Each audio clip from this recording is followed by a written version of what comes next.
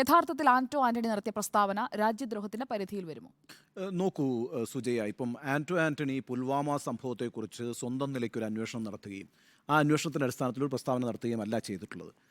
മറിച്ച് ആന്റണി ആരെയാണ് ഉദ്ധരിച്ചത്?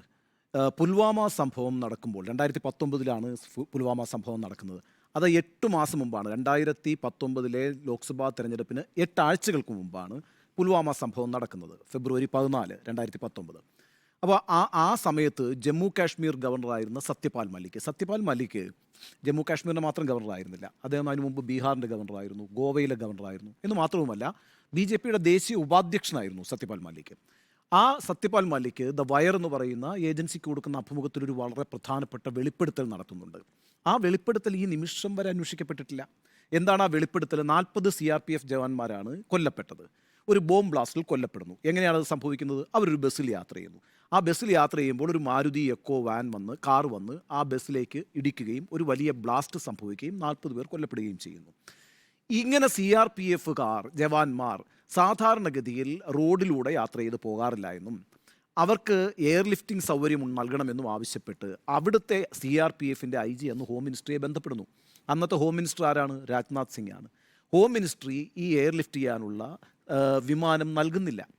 അതിനുശേഷമാണ് ഈ സംഭവം നടക്കുന്നത്. എന്ന് മാത്രവുമല്ല, ഇക്കാര്യം സത്യപാൽ മലിക് ആരെയാണ് വിളിച്ച് പറഞ്ഞത്? പ്രധാനമന്ത്രി നരേന്ദ്രമോദിയെയാണ് വിളിച്ച് പറഞ്ഞത്.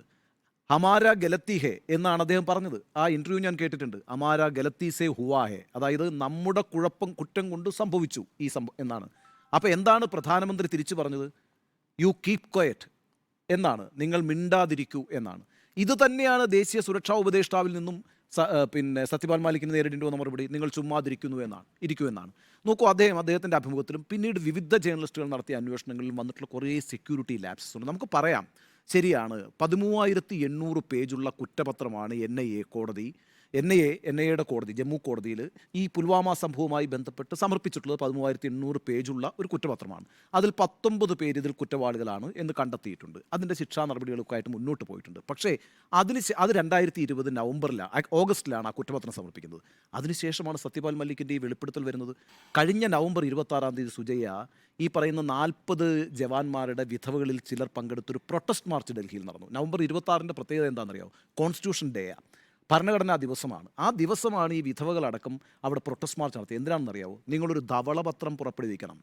ഇതിലാരാണ് യഥാർത്ഥത്തിൽ ഉത്തരവാദി? ഈ വീഴ്ചയ്ക്ക് ആരാണ് യഥാർത്ഥത്തിൽ ഉത്തരവാദി? അത് പാകിസ്ഥാനാണോ അതോ നമ്മുടെ ഭാഗത്തു നിന്ന് സംഭവിച്ച വീഴ്ചയാണോ? ഇത് തുറന്നു പറയണം എന്ന് പറഞ്ഞുകൊണ്ടാണ് ഈ പറയുന്ന മുൻ മിലിറ്ററി ഉദ്യോഗസ്ഥരടക്കം മാർച്ച് നടത്തിയത്. എന്തുകൊണ്ടാണ്? 2019 സ്ഥിതിയോ 2020 അന്വേഷണ റിപ്പോർട്ടോ കഴിഞ്ഞിട്ടും ഒരുപാട് കാര്യങ്ങൾ പുതുതായിട്ട് വെളിപ്പെടുത്തപ്പെട്ടിരിക്കുന്നു. അത് ഈ സത്യപാൽ മലിക്കിൻ്റെ വെളിപ്പെടുത്തലാണ്. പല കാര്യങ്ങൾ പുറത്തേക്ക് വരുന്നു. ഞാൻ 1-2 കാര്യങ്ങൾ പറയാം. ഒന്ന്, ഈ CRPFകാർ കടന്നുപോയ വഴിയിൽ 8 മുതൽ 10 വരെ ഇടറോഡുകളുണ്ടായിരുന്നു. ഈ ഇടറോഡുകളെല്ലാം അൺമാൻഡ് ആയിരുന്നു. അതായത് അവിടെ ഒന്നും കാവൽക്കാരുണ്ടായിരുന്നില്ല. ഒരു CRPF സംഘം സഞ്ചരിച്ചുകൊണ്ടിരിക്കുകയാണ് ജമ്മു കാശ്മീർ പോലുള്ള സ്ഥലത്തൊന്നും മനസ്സിലാക്കണം. പിന്നെ സാധാരണഗതിയിൽ ഇനിയിപ്പോൾ റോഡ് മാർഗ്ഗമാണ് CRPF പോകുന്നതെങ്കിൽ ആ റോഡ് സാനിറ്റൈസ് ചെയ്യും. അവിടെ ഈ കുഴിബോംബുകളൊക്കെ ഉള്ള സ്ഥലമാണ്. അത്തരത്തിലൊരു സാനിറ്റൈസേഷൻ നടന്നിട്ടില്ല. ഇനി ജെയ്ഷെ മുഹമ്മദ് ഈ പുൽവാമ അറ്റാക്കിന് 2 ദിവസം മുമ്പ് അഫ്ഗാനിസ്ഥാനിൽ ഒരു അറ്റാക്ക് നടത്തി. ഒരു ട്രക്കിൽ ബോംബ് നിറച്ചിട്ടാണ്, RDX നിറച്ചിട്ടാണ് അവിടെ സ്ഫോടനം നടത്തി. എന്നിട്ട് അതിൻ്റെ ഒരു വീഡിയോ പുറത്തേക്ക് വിട്ടു. ആ വീഡിയോ പുറത്തേക്ക് വിട്ടപ്പോൾ അതിനകത്ത് പറയുന്നുണ്ട് അടുത്തത് ഇന്ത്യയിലാണ് അറ്റാക്ക് നടത്താൻ പോകുന്നത് എന്നാണ്. നമ്മളുടെ സെക്യൂരിറ്റി സംവിധാനം എന്ത് അലേർട്ട്നെസ്സാണ് അതിനകത്ത് പാലിച്ചത്? അതുപോലെ തന്നെ ഈ പാകിസ്ഥാൻ്റെ ഭാഗത്ത് നിന്ന് ഒരു ഇമ്മിനൻറ്റ് ത്രെട്ട് ഉണ്ട് എന്നുള്ള IB റിപ്പോർട്ടുണ്ടായിരുന്നു. ആ IB റിപ്പോർട്ടിൻ്റെ മേളിൽ ആക്ട് ചെയ്തിട്ടില്ല. അതുമാത്രവുമല്ല, ഇങ്ങനൊരു അറ്റാക്ക് വന്നാൽ സ്വാഭാവികമായും ഒരു റിറ്റാലിയേഷൻ ഇന്ത്യയുടെ ഭാഗത്ത് നിന്നുണ്ടാകുമെന്നറിഞ്ഞ അങ്ങനെ അനുമാനിച്ച പാകിസ്ഥാൻ്റെ സേന അഡ്വാൻസ് ചെയ്തിരുന്നു ഇന്ത്യൻ അതിർത്തിയിലേക്ക്. ഇത്രയും ഇൻപുട്സ് ഉണ്ടായിരുന്നു. ഇപ്പം സാധാരണഗതിയിൽ ഈ ഇൻ്റലിജൻസ് വൃത്തങ്ങളിൽ പറയുന്നൊരു കാര്യമുണ്ട്, ഒരേ ഇൻഫർമേഷൻ 2 അതിലധികമോ ഏജൻസികൾ തന്നാൽ അത് ഗൗരവത്തോടെ എടുക്കണം. ഇവിടെ പല ഏജൻസികൾ ഒരേ ഇൻപുട്ട് നൽകി, അലേർട്ടായിരുന്നില്ല എന്നുള്ളതാണ്. അപ്പോൾ അവിടെ ഒരു വീഴ്ച സംഭവിച്ചിരിക്കുന്നു എന്നുള്ളതാണ്. ചെറിയ ആളുകളൊന്നും അല്ല കേട്ടോ ഈ കാര്യങ്ങൾ പറഞ്ഞിരിക്കുന്നത്. പ്രേംശങ്കർ ഝായ അടക്കമുള്ള ഇന്ത്യൻ ജേർണലിസ്റ്റുകൾ നടത്തിയ അന്വേഷണത്തിൽ നിന്ന് അവർ തയ്യാറാക്കിയ റിപ്പോർട്ടിലെ കാര്യങ്ങളാണ് ഞാൻ ഈ പറയുന്നത്. എന്ന് മാത്രമല്ല, കോർബറ്റ് പാർക്കിൽ ഷൂട്ടിങ്ങിലായിരുന്നല്ലോ നരേന്ദ്രമോദി. ആ സമയത്ത് മോഡിയെ ഈ വിവരം അറിയിച്ചതിന് ശേഷം അദ്ദേഹം ഷൂട്ടിംഗ് തുടരുകയാണ് ചെയ്യുന്നത്. അതിനുശേഷമാണ് പിന്നെ സത്യപാൽ മലിക്കിനെ തിരിച്ചു വിളിക്കുന്നത്. മലിക്കിനോടാണ് പറയുന്നത് നിങ്ങൾ മിണ്ടാതിരിക്കൂ എന്ന്. അതിനുശേഷം എന്താണ് ഒരു വളരെ പ്രധാനപ്പെട്ട കാര്യം ചെയ്തല്ലോ മോഡി. ബാലാക്കോട്ട് അറ്റാക്ക് കഴിഞ്ഞു. ബാലാക്കോട്ട് അറ്റാക്കിൻ്റെ എന്തെങ്കിലും ഒരു വിവരം ഈ നിമിഷം വരെ നമ്മൾ പുറത്തു വിട്ടിട്ടുണ്ടോ? 250 പേരെ കൊന്നു എന്നാണ് പറയുന്നത്. ഇന്ത്യയുടെ ക്ലെയിം ആകട്ടോ. രണ്ടാമത്തെ ദിവസം അസോസിയേറ്റഡ് പ്രസിൻ്റെ ഒരു ജേർണലിസ്റ്റ് അവിടെ പോയി അന്വേഷിച്ചപ്പോഴത്തേക്കുണ്ടല്ലോ ഈ മരങ്ങളൊക്കെ കത്ത് നിൽപ്പുണ്ട്, അല്ലാതെ ഒരു മനുഷ്യ ശരീരം അവിടെ കണ്ടില്ല.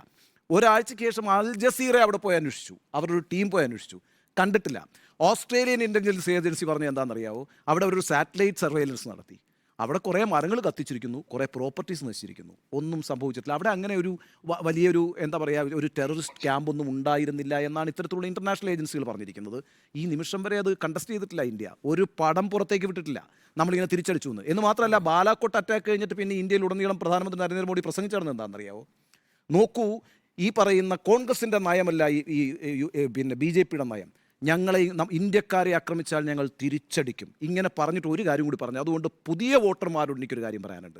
നിങ്ങൾ ഈ മാർട്ടിയേഴ്സിന് വേണ്ടി ഈ പ്രാവശ്യത്തെ നിങ്ങളുടെ വോട്ടിംഗ് റൈറ്റ് ഉപയോഗിക്കണം, വോട്ടവകാശം ഉപയോഗിക്കണം. അതിൻ്റെ പേരിലാണ് പെരുമാറ്റച്ചട്ടം ലംഘിച്ചു എന്ന് പറഞ്ഞിട്ടൊരു കേസ് നരേന്ദ്രമോദിക്കെതിരെ എടുത്തത്. ജവാന്മാരുടെ പേരിൽ വോട്ട് ചോദിച്ചു എന്ന് പറഞ്ഞിട്ടാണ്. അതിൻ്റെ പേരിലല്ലേ നമ്മൾ കഴിഞ്ഞ ദിവസമൊക്കെ ചർച്ച ചെയ്തല്ലോ അശോക് ലവാസ പുറത്തേക്ക് പോയത്. 2020 കുറ്റമുക്തനാക്കി. തെരഞ്ഞെടുപ്പ് ചട്ടം ലംഘിച്ചിട്ടില്ല എന്ന് തെരഞ്ഞെടുപ്പ് കമ്മീഷൻ തീർപ്പ് കൽപ്പിച്ചപ്പം ലവാസ അതിനെ എതിർത്തു. അതിനുശേഷം ലവാസയ്ക്ക് രാജിവെച്ച് നാട് വിടേണ്ടി വന്നു, ADBയിലേക്ക് പോകേണ്ടി വന്നു. അതായിരുന്നു സാഹചര്യം. ഇന്ത്യയിലുടനീളം ആ പ്രചരണമാണ് നരേന്ദ്രമോദി അന്ന് നടത്തിയത്. എന്ന് മാത്രമല്ല, അന്നത്തെ ഒരു വിവാദം സുജയ്ക്ക് ഓർമ്മയുണ്ടാവുമല്ലോ. ഈ സംഭവം നടന്നതിന് ശേഷം കർണാടക തെരഞ്ഞെടുപ്പ് നടക്കുകയാണ്. കർണാടക തെരഞ്ഞെടുപ്പ് പ്രചരണത്തിൽ വെച്ച് BS യെദ്യൂരപ്പ പ്രസംഗിക്കുന്നുണ്ട്. നോക്കൂ, ഈ പറയുന്ന എയർ സ്ട്രൈക്കിന് ശേഷം നമുക്ക് വെറുതെ കിട്ടും ഈ രാജ്യത്ത് സീറ്റുകൾ എന്നാണ് പ്രസംഗിച്ചത്. അന്നതൊരു വലിയ വിവാദമായിരുന്നു. അതിൽ നിന്ന് പിന്നോട്ട് പോകേണ്ടി വന്നു യെദ്യൂരപ്പയ്ക്ക്. അപ്പോൾ അത് വളരെ പ്ലാൻഡായിട്ട് പിന്നീട് അങ്ങ് ഉപയോഗിക്കുകയാണ് ചെയ്തത്. 2024 2019 ലോക്സഭാ തെരഞ്ഞെടുപ്പിൽ അന്ന് എന്താ പ്രശ്നം എന്നറിയാവോ? അന്ന് വലിയ ഫാർമേഴ്സ് ക്രൈസിസ് ഉണ്ട് രാജ്യത്ത്, തൊഴിലില്ലായ്മയുണ്ട്. അതിന് മുമ്പ് 4 ഇലക്ഷൻ ഇന്ത്യയിൽ നടന്നു. മധ്യപ്രദേശ്, രാജസ്ഥാൻ, ഛത്തീസ്ഗഡ്, കർണാടക 4ഇടത്തും തോറ്റു BJP. 4ഇടത്തും തോറ്റു. പിന്നീട് മധ്യപ്രദേശിലും അതേപോലെ തന്നെ കർണാടകയിലും ഡിഫെക്ഷൻ ഉണ്ടാക്കിയാണ് സർക്കാർ ഉണ്ടാക്കിയത്. ആ 4ഇടത്ത് തോറ്റു. ഫാമേഴ്സ് ക്രൈസിസ്, ജോബില്ലായ്മ തുടങ്ങിയ പ്രശ്നങ്ങൾ അഭിമുഖീകരിച്ചുകൊണ്ട് നിൽക്കുമ്പോൾ 2019 എന്ന് പറയുന്നത് BJPക്ക് വലിയ വെല്ലുവിളിയായിരുന്നു. ആ സമയത്താണ് ഈ പറയുന്ന പുൽവാമ ബാലാക്കോട്ട് ഇഷ്യൂ ഉണ്ടാകുന്നത്. അത് പരമാവധി തെരഞ്ഞെടുപ്പിന് പ്രയോഗിച്ചു.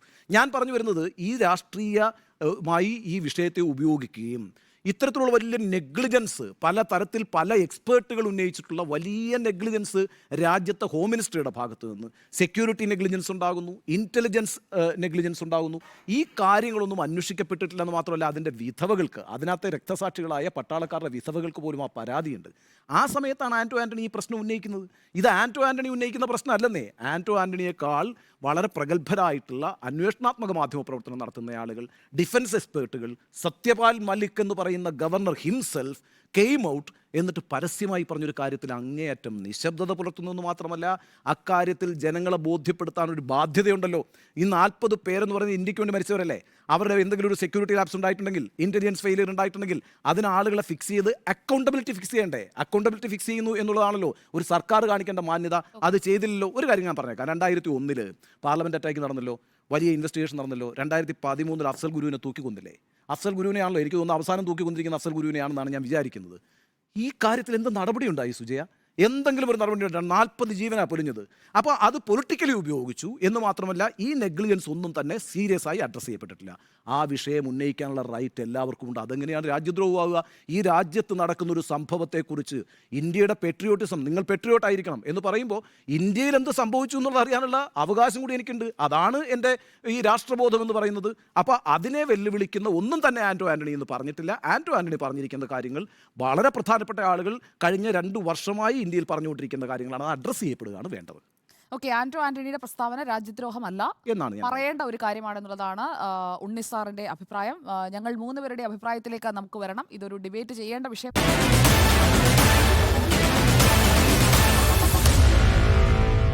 Meet the editors.